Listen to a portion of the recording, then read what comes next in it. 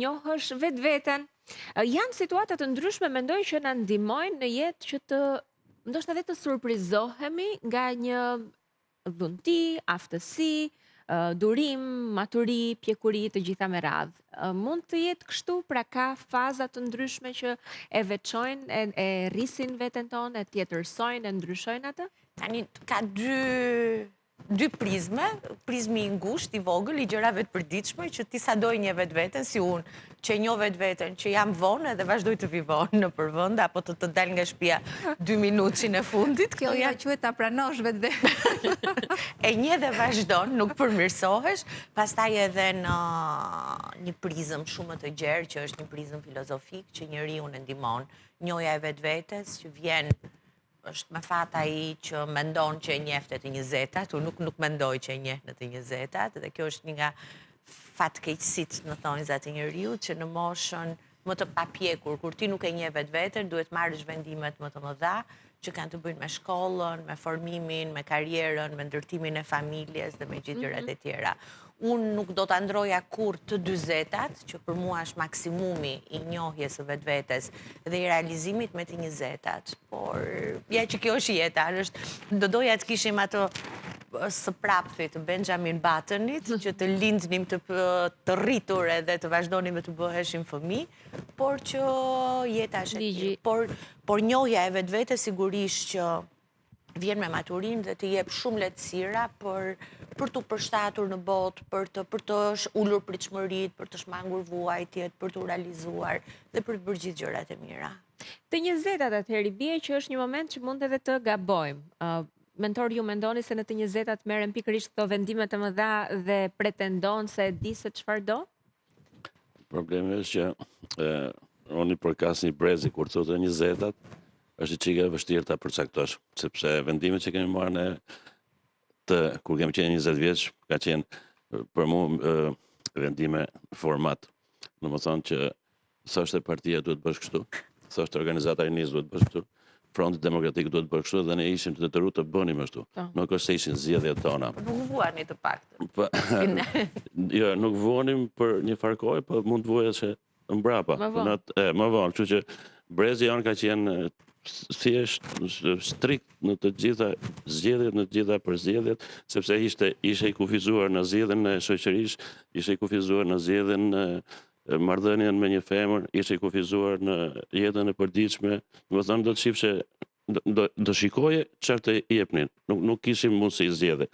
Pastaj me kalimin e kohës gjërat kanë ndryshuar, edhe unë i përkas atij brezi që në moshën 30 vjeç, po flas, kalon ka 20, ka 30 e sipër, kam pas restorantin e parë në Thojza në ato vitet 92-shin, që ishte vështirë kushdo që ta kishte.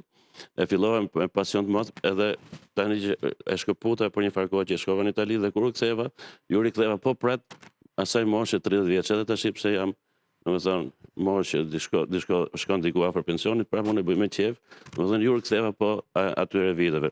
Por gjithmonë njeriu duhet të jetë këmbgulës, sepse këmbgulja don apo nuk don do të çojë diku.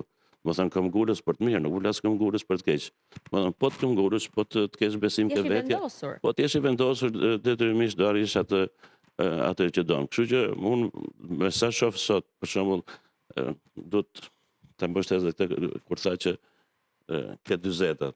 Më thonë, po, ja që qeka dhe 50-tat, ja që qeka dhe 60-tat, që të bëgën të kthesh gjithmonë mbrapsht. Nuk themi që prit se ku të shkojmë 70-tat, prit se të shkojmë ke 80-tat. Më thonë, 60-tat të ktheka ke 30-tat, 40-tat të ktheka ke 20-tat, kështu që, në më thonë, rëndësi ka që njeriu të jetë këmbgulës edhe edhe kërkues, me sa kuptoj, pra që gjatë gjithë nëse do rrish në vend pastaj do jesh pesimist, nuk do arrish askund. Pra nuk ndalon asnjëherë së njohuri veten dhe së kërkuari, e ndoshta edhe ndryshime, qoftë edhe në aspektin karakterial, jo vetëm profesionalin që ne gjithmonë jemi non-stop në kërkim ose në zhvillim me sipër.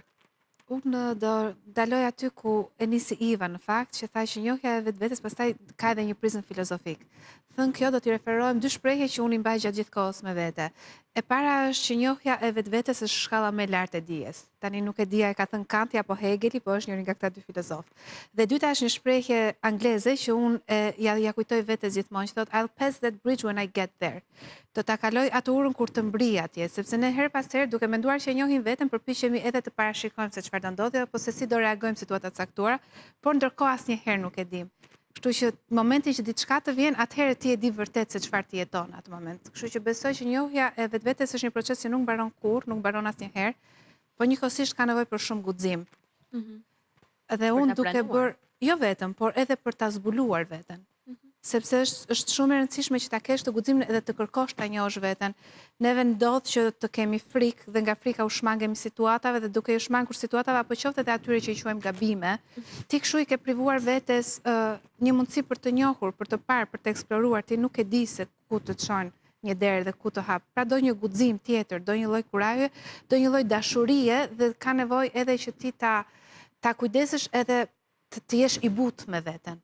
Dhe shpreha e tretë që unë e mbaj prap me vete, dhe po që i kam mësuar këto në etapat të ndryshme të jetës sime, është që trajtoje veten sikur të ishte shoku jot ose shoqja jote më e mirë.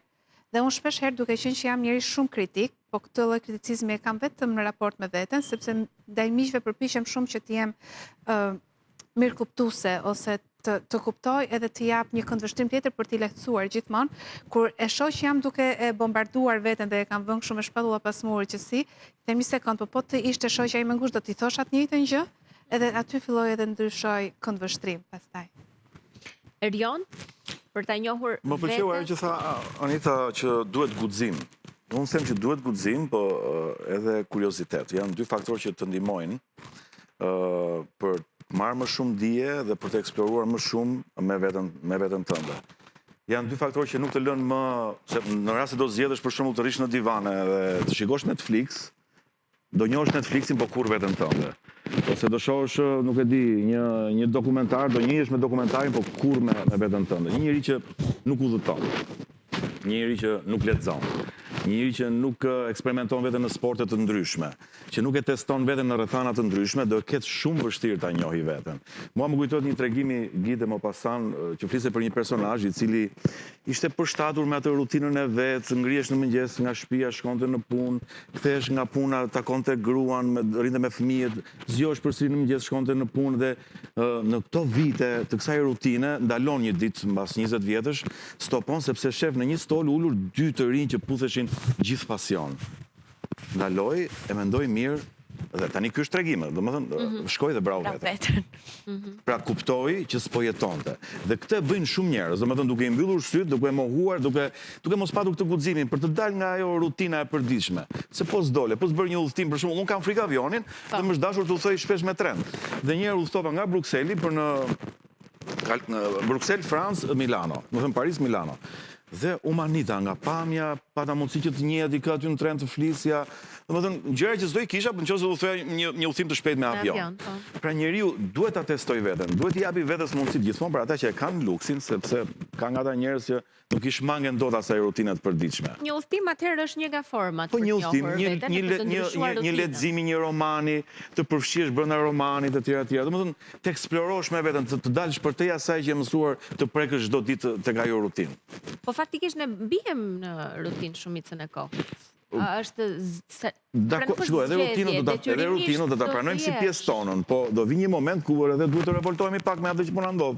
Pra ta thyejmë që këtë rutinë. Një fundjavë do të ishte shumë e mirë për shembull të vizitoje nëse s'e ke bër malsinë e Shqipërisë, ti kesh në thes. Të njohësh atje një kulturë, të njohësh një traditë, të njohësh një ushqim, ose nëse ke mundësi, hipi avionin, shko diku më larg, një civilizime të tjera, kultura të tjera. Pra vendose veten para rrethanave të ndryshme që ai lloj impresioni, emocioni të përkthehet në një lloj eksperience nga e cila ti pastaj një veten tënde se kush je. Mëson diçka më shumë.